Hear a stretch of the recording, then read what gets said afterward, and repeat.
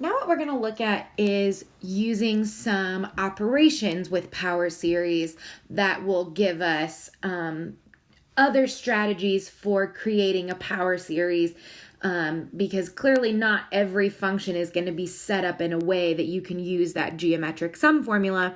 And so we might have to take on some other strategies. So the first thing is that you can perform some basic operations with power series, okay?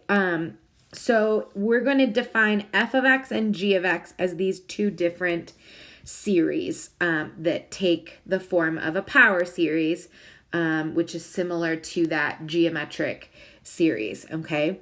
So if you want to do f of kx, where k is just some sort of function, so you want to change the input of your function, then it is going to work out that you end up getting k to the n, x to the n. And that's really because of your just your exponent rules. If you do kx to the n power, then that's going to be k to the n times x to the n. So that's where that comes from. Similarly, if you want to plug in an x to the nth power, again, the power of a power rule is that if you have x to, we're going to call it the capital N, and you raise it to the nth power, the rule is to multiply those exponents, and that's what you get there. And then the final rule of operations with power series that is worth knowing is that if you want to add or subtract two power series, you can simply add or subtract the two general term constants and create just that single series there. So those are going to be some of the operations that we are going to use. Now, this part is really, really important. When you use any of those operations, it doesn't always, but it can change the interval of convergence for the resulting series. And so you always need to check. So in the addition example here that is below, we can use that property to rewrite, but the interval of convergence for the sum ends up being the intersection of the intervals of convergence for the two original series.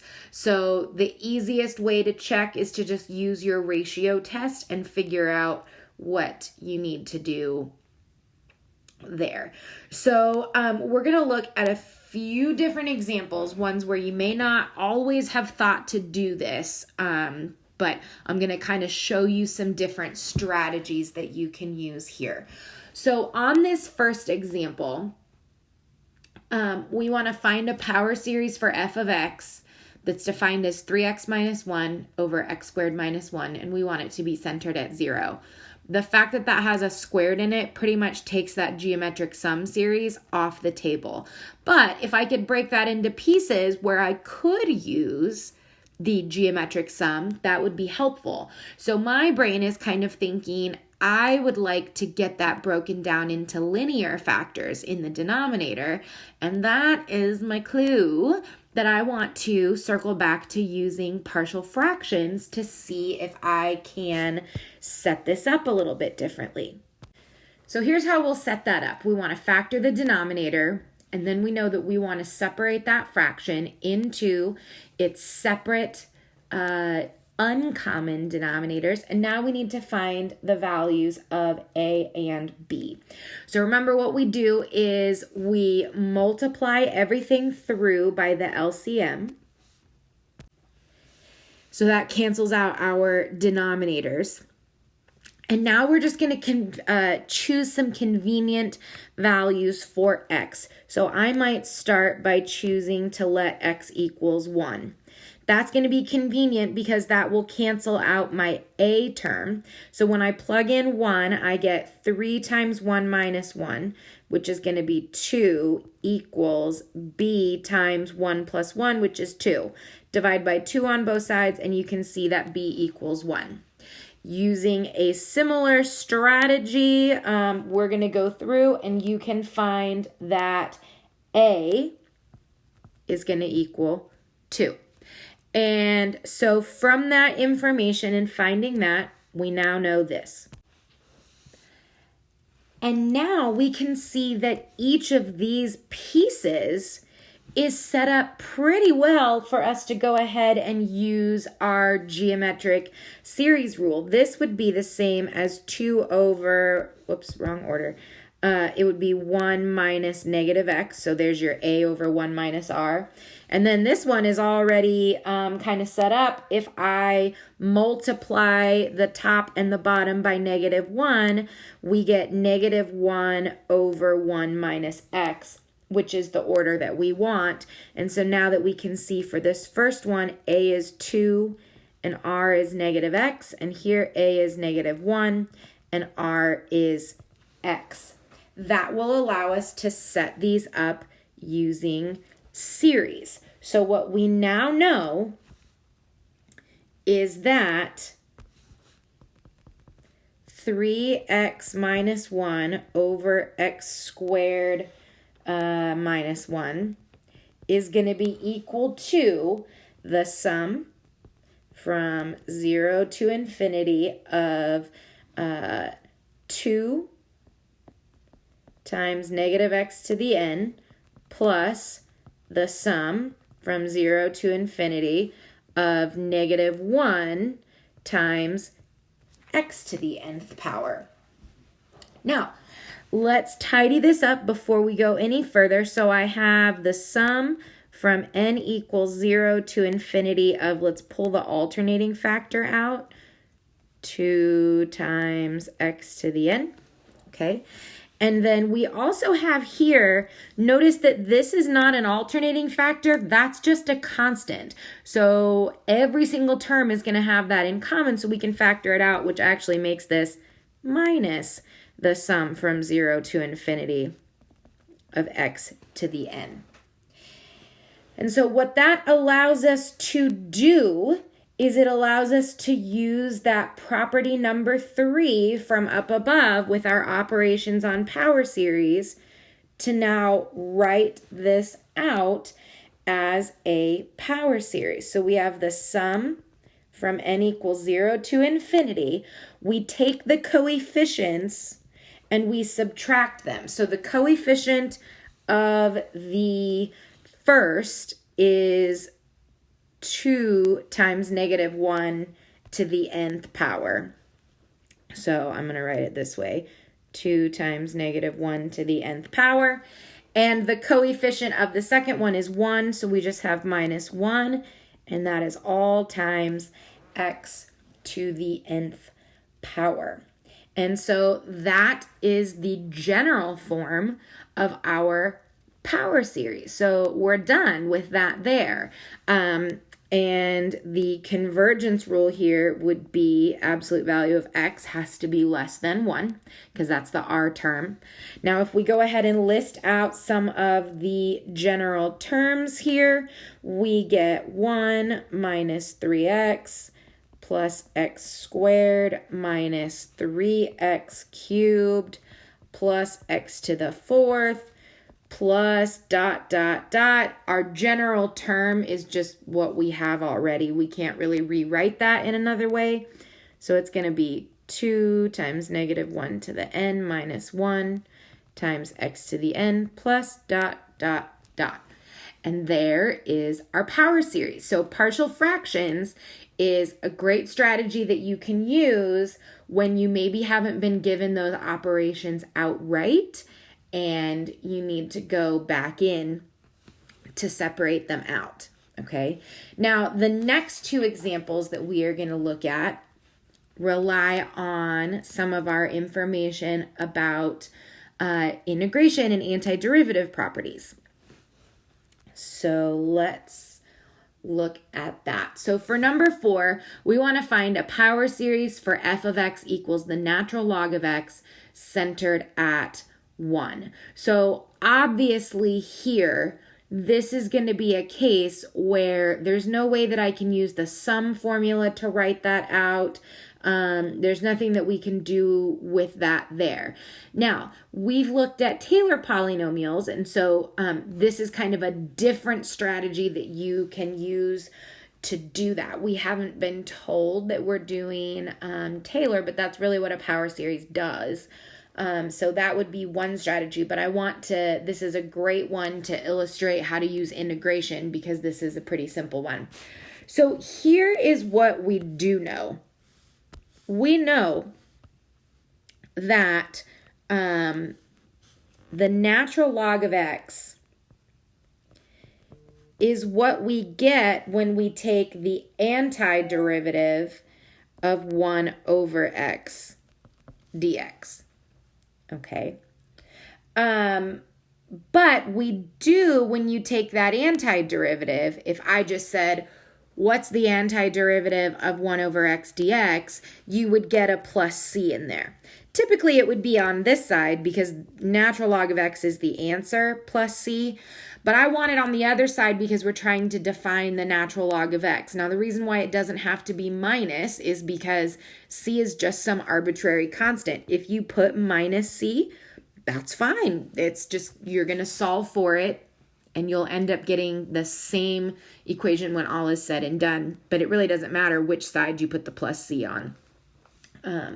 So that is what we get there. Now, in the previous video over this section, we have already determined the power series for 1 over x. So now what I know is that I really want to take the integral of the power series, which is, we still have that constant c. Well, we'll get there in a second. We got, for the power series for 1 over x, we got that it was 1 minus x minus 1 plus x minus 1 squared, minus x minus 1 cubed. Again, we did this in the previous video. This was example 2 in this section of the notes, if you're wondering where this came from. And then we had plus dx plus c. Okay, and because that's just a polynomial, we can go ahead and integrate that. Okay, now don't forget that we have the general term of the polynomial, which means that we are essentially doing the integral of the sum, our worlds are really colliding here, from 0 to infinity of the general term was negative 1 to the n times x minus 1 to the n dx. Okay, plus c.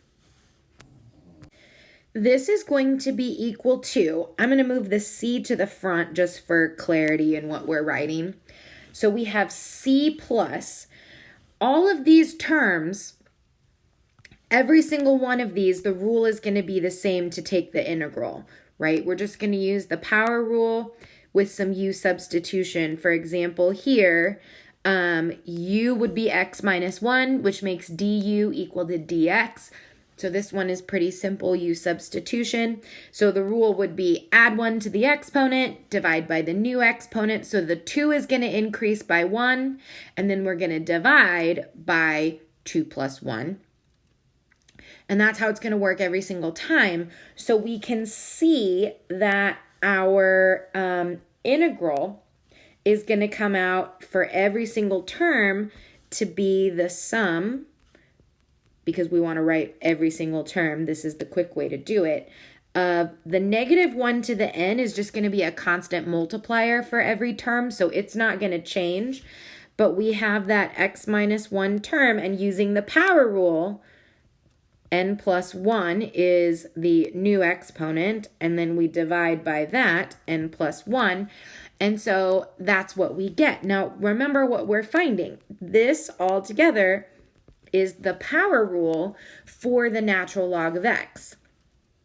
But now the question is, what do we do with that c? Well, we can solve for it because we do actually know an initial condition there.